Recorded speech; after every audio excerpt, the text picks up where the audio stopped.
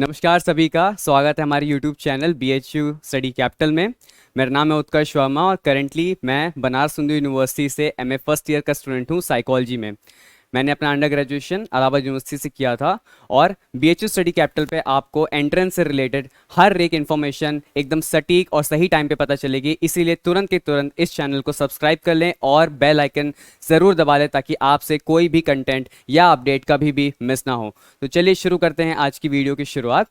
आज की वीडियो में हम लोग ये जानेंगे कि BHU में अगर आपको एडमिशन लेना है MA साइकोलॉजी के कोर्स में या फिर किसी और यूनिवर्सिटी में तो उसके लिए कौन कौन सी चीज़ें आपको पढ़नी है, कौन कौन सी चीज़ें आपको नहीं पढ़नी है। जी हाँ, एंट्रेंस में आपको हार्ड वर्क से साथ साथ स्मार्ट वर्क भी करना रहता है, ठीक है।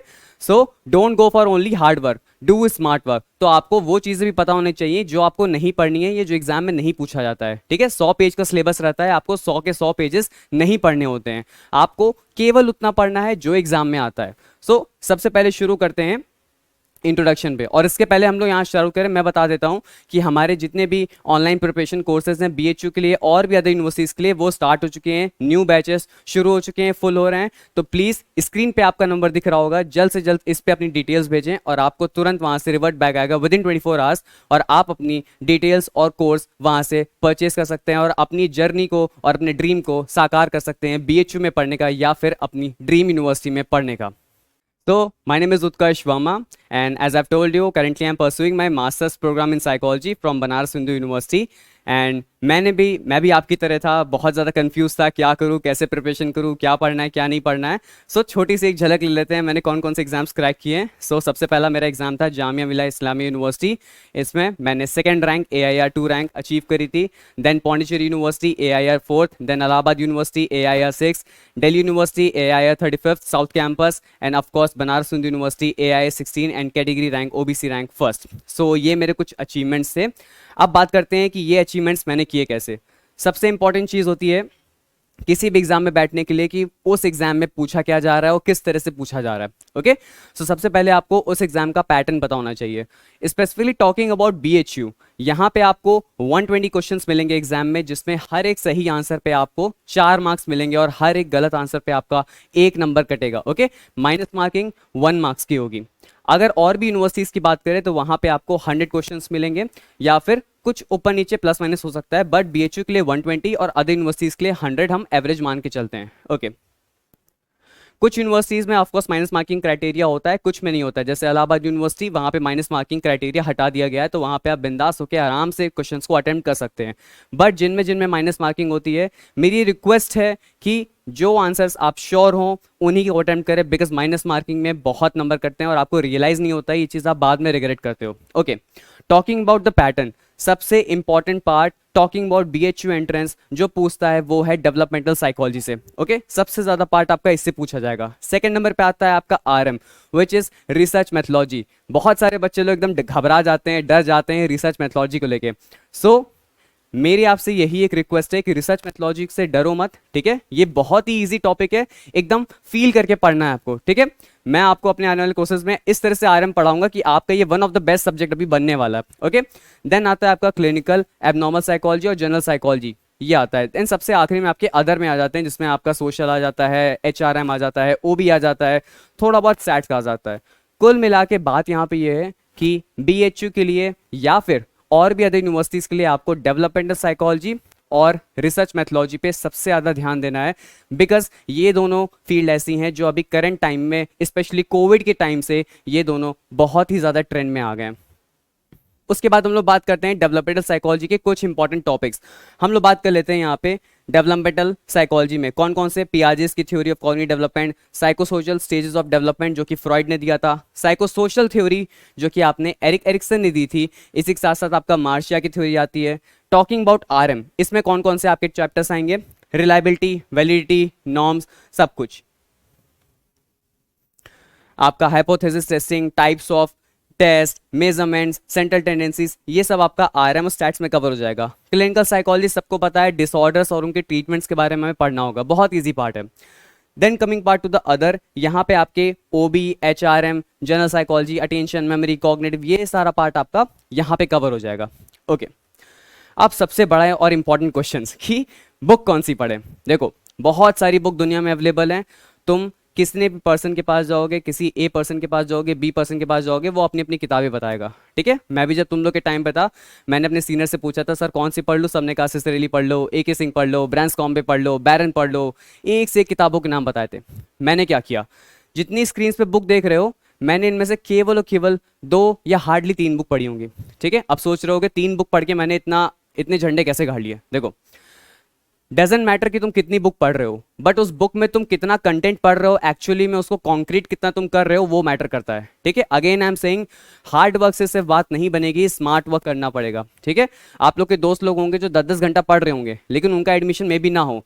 आप ही का एक दोस्त होगा जो केवल दिन में 1 घंटा पढ़ता है, उसका हो जाएगा, ठीक है। मैं उसी तरह के बच्चे में था, मैंने मुश्किल से अपने प्रिपरेशन फेज में डेली 2 या 3 घंटे पढ़े होंगे, बट मुझे पता था कि मैं उन 3 घंटे में जो चीज़ पढ़ता था वो मैं एक्चुअली बाय हार्ट और बाय ब्रेन मैं उसको अपने अंदर एम्बेड कर रहा था। तो ये चीज़ ध्यान रखनी है कि आपको एकदम घुस के नहीं पढ़ना है, जो भी पढ़ना है सॉलिड पढ़ना है, काम की चीज़ पढ़नी है, ठीक है। सबसे इंपॉर्टेंट चीज़, फालतू के टॉपिक्स नहीं पढ़ने हैं जो कि एग्जाम में नहीं पूछे जाते हैं, बिकॉज आपका जो एग्जाम होता है वो नॉलेज के लिए नहीं होता है, okay. Again I am repeating this, आपका एग्जाम नॉलेज के लिए नहीं होता है, आपका एग्जाम स्कोरिंग के लिए होता है। तो एग्जाम में स्कोर करने के पर्पज से जाओ, ना कि नॉलेज के लिए। नॉलेज के लिए आपके लिए पूरा साल पढ़ा है, अभी ये जो 2-3 महीने हैं वो पढ़े हैं। एग्जाम के 10-15 दिन पहले सिर्फ और सिर्फ उन चीजों पे ध्यान दो जो कि पूछे जाने वाली हैं, जो कि टेस्ट में आती हैं, ओके। तो अब करें क्या, बुक्स बहुत सारी हैं, टाइम बहुत कम है। सबसे बेस्ट तरीका है बीएचयू के इस कोर्स को जो कि मैं पढ़ाने वाला हूं, इसको आप ऑप्ट कर सकते हो। बेनिफिट्स क्या क्या होंगे इस कोर्स के, ऑफ कोर्स मैं पढ़ा रहा हूं, यानी कि 1-to-1 आपको इंटरेक्शन मिलेगा मेरे से, लाइव क्लासेस होंगी, पीडीएफ्स होंगे, पीपीटीज होंगी, शॉर्ट नोट्स होंगे, वीकली बेसिस पे डाउट सेशंस होंगे, और इसी के साथ साथ वीकली बेसिस पे टेस्ट भी होंगे, और एंड में आपको टोटल 500 क्वेश्चंस की एक टेस्ट सीरीज भी मिलेगी, ओके। तो यहाँ पे आपको ये एडवांटेज होने वाला है कि आपका जो पूरा यूजी का 3 साल का कोर्स था वो सिर्फ और सिर्फ 2 महीनों में खत्म हो जाएगा, ओके। ये चीज अनबिलीवेबल लगती है बट पॉसिबल है। क्यों पॉसिबल है? बिकॉज हर चीज का पढ़ाने का एक तरीका होता है। एक प्रोफेसर एक टॉपिक को 1 हफ्ते भी पढ़ा सकता है और एक टॉपिक को वो 1 घंटे में भी खत्म कर सकता है, लेकिन डिपेंड ये करता है कि उसने कितने अच्छे से पढ़ाया है, ठीक है। तो आपको टाइम से नहीं नापना है, आपको हर चीज को क्वालिटी से नापना है। कुछ इंपॉर्टेंट टिप्स जो आपको एग्जाम में ऑफकोर्स फॉलो करना चाहोगे। पहले हैं डूज। सबसे पहले तो don't compare your study hours with your friends. कभी भी ये कंपेयर मत करना कि मेरा दोस्त 10 घंटे पढ़ रहा है, मैं तो 2 घंटे पढ़ रहा हूं, कैसे होगा। प्लीज, आपका अपना एक रूटीन है, आपकी अपनी एक हैबिचुअल लाइफ है। आप सब लोग साइकोलॉजी स्टूडेंट्स होगे या फिर जो अप्लाई कर रहे होगे वो साइकोलॉजी के बारे में कुछ ना कुछ जानते होगे, सो उन्हें पता होगा कि हर चीज सब्जेक्टिव नेचर पे डिपेंड करती है, ओके। तो अपने स्टडी आवर्स को कभी भी अपने फ्रेंड्स के स्टडी आवर्स से कंपेयर मत करो। Second point, study whenever you want. मैं बहुत लोग को देखता हूं कि वो टाइम टेबल बना लेते हैं और फिर पढ़ना भूल जाते हैं। अगर आप बचपन से टाइम टेबल पढ़ा रहे हो, बनाते आ रहे हो, पढ़ रहे हो, that's a very good thing, change मत करना। लेकिन मेरी बात मान लो, रिक्वेस्ट है कि अगर आप कभी भी टाइम टेबल से नहीं पढ़े हो, किसी का देखा देखी करके टाइम टेबल मत बनाना, ठीक है। मेरा ये स्ट्रैटेजी थी कि अगर मेरा मन नहीं कर रहा था तो मैं नहीं पढ़ता था, लेकिन जब मेरा मन पढ़ता था तो मैं 3-4 घंटे 7-8 घंटे भी पढ़ लेता था। इससे बेनिफिट क्या होता था कि आपका जब मूड डिपेंडेंट मेमोरी का एक कंसेप्ट आता है कि आपका जिस तरह का मूड होगा उस तरह की आपकी लर्निंग होगी। तो अगर आप अच्छे मूड में हो तो सीधी सी बात है कि आप जो पढ़ रहे होगे वो अच्छे से एम्बेड होगा, आपके दिमाग में एनकोड अच्छे से होगा। वहीं आकर आपका मन नहीं कर रहा है, फिर भी किताब खोल के बैठोगे तो वो जस्ट एक वेस्ट ऑफ टाइम होगा। आप अपना आराम से उस टाइम पे अपना वेब सीरीज और पिक्चर्स देख सकते हो, ठीक है। तो study whenever you want. फिर आता है हमारा don't force yourself to study when you are not in mood. Second point से रिलेट करता है कि अगर आपका मन नहीं कर रहा है पढ़ने का, मत करो, कोई जबरदस्ती नहीं है। आपको पता है कि एंट्रेंस आपके 2 महीने बाद है, आपको पता है कि आप किस लेवल पे हो, उस हिसाब से अपने आप को कंपेयर कर लो कि आपको कितने घंटे पढ़ने हैं। क्या आप 1-2 दिन नहीं पढ़ोगे तो चल पाएगा?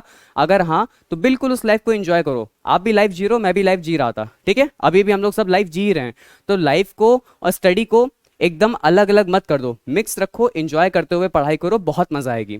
Then try to gain knowledge first then go for MCQs. ये जो गलती है ना, ये 90% बच्चे करते हैं, ठीक है। और आपको पता होगा सीट्स हमेशा कॉलेज में 100-50 ऐसी होती हैं, अप्लाई कितने करते हैं? 1000-2000। यानी कि जो वही 90% बच्चे हैं जिनका एडमिशन नहीं होता है, केवल 10% बच्चों का एडमिशन होता है। तो ये 10% बच्चे वही हैं जो हमेशा पहले नॉलेज के लिए जाते हैं, उसके बाद पेपर में उतरते हैं। बहुत सारे ऐसे बच्चे होते हैं जो प्रिपरेशन स्टार्ट करेंगे और पहले दिन से प्रीवियस ईयर सॉल्व करना शुरू कर देंगे। ये गलती नहीं करनी है आपको। क्यों? बिकॉज 2 चीज़ होगी, आपका मोटिवेशन डाउन हो जाएगा। क्यों? आप उस लेवल के अभी लिए प्रिपेयर ही नहीं हो उस लेवल पे कि आप उन क्वेश्चंस को सॉल्व कर सको। सो पहले हमेशा बुक्स पढ़ो, कंटेंट पढ़ो, थ्योरी पढ़ो, आपका सिलेबस देखो, उसके बाद आप एमसीक्यूज पे जाओ, ताकि आप जितना भी पढ़ रखे हो उसको अप्लाई करना सीखो कि कैसे उसको क्वेश्चन फॉर्म में अप्लाई करते हैं। फिर लास्ट आता है हमारा यूज चेनिंग मेथड फॉर प्रिपरेशन। ये चेनिंग मेथड क्या होता है, ये हम आराम से जब कोर्स में होगा पढ़ाएंगे, रीइंफोर्समेंट थ्योरी तब पढ़ाऊंगा। बेसिकली चेनिंग मेथड सिंपल सा ये होता है कि आप अपने टास्क को, अपने गोल को छोटे छोटे स्टेजेस में डिवाइड कर लेते हो। ठीक है, फॉर एग्जांपल मेरा गोल है बीएचयू में आना, साइकोलॉजी मास्टर्स करना, तो मैंने डिवाइड कर लिया कैसे। प्रिपरेशन में मुझे वीक 1 में डेवलपमेंटल खत्म करनी है, वीक 2 में मुझे रिसर्च मेथोलॉजी खत्म करनी है, वीक 3 में मुझे जर्नल खत्म करनी है। मैंने स्टेजेस में डिवाइड कर लिया, ऐसा नहीं है कि मैं कभी भी कुछ भी बढ़ा रहा हूँ। ठीक है, so go with a proper mindset and go with a proper plan in your head. ऐसा नहीं है कि कभी भी कुछ भी पढ़ रहे हो। ओके, सो ये कुछ इंपॉर्टेंट टिप्स थी। और ऑफ कोर्स मैं फ्रॉइड का एक बहुत ही बड़ा एडमायरर हूँ, मैं साइकोडायनामिक अप्रोच की तरफ बहुत ज़्यादा टिल्टेड हूँ, और उनका हमेशा एक one of the best aphorism है जो कि हमेशा जब मैं लो फील करता हूँ तब याद करता हूँ, and this is like one day in retrospect the years of struggle will strike you as the most beautiful. इसका सिंपल सा मतलब ये है कि अभी जितना भी हासिल कर रहे हो ये सबको फील करते चलो। जब एक दिन उस मुकाम पे पहुंच जाओगे, अपनी ड्रीम यूनिवर्सिटी में आ जाओगे, हॉस्टल में आ जाओगे, अपने स्टडी टेबल पे बैठ रहे होगे, और कोई जूनियर तुमसे पूछने आएगा कि सर ये प्रिपरेशन के लिए मैं जा रहा हूँ, मुझे गाइड कर दीजिए, उस टाइम पे जो खुशी होगी, उस टाइम पे जो फीलिंग होगी, ट्रस्ट मी वो दुनिया की सबसे अच्छी फीलिंग होगी। बिकॉज तुम अपने आप को उस बच्चे में देख रहे होगे कि तुम भी कभी ना कभी उस स्टेज पे थे, उस टेंशन में थे, लेकिन वहां से तुम उठ के आज यहाँ पे बैठे हुए हो। ठीक है, तो इस चीज़ को हमेशा याद रखना कि ये जो भी टाइम चल रहा है स्ट्रगल का टाइम है, नो डाउट, बट इन 1-2 महीने में अपने आप को अच्छे से घिस डालो, अच्छे से अपने आप को रगड़ डालो, ताकि आने वाले टाइम में 2 साल या 3 साल के लिए तुम्हारी लाइफ सबसे परफेक्ट लाइफ बन जानी चाहिए। तो ये कुछ इंपॉर्टेंट टिप्स थी, शॉर्ट्स इंट्रोडक्शन था। हमारा कोर्स बहुत ही जल्दी स्टार्ट होने वाला है, जल्दी जल्दी अपने रजिस्ट्रेशन कर लो ताकि फटाफट मैं आपकी हेल्प कर सकूं आपकी ड्रीम यूनिवर्सिटी में आपको सीट दिलाने के लिए। That's all, thank you very much, best of luck.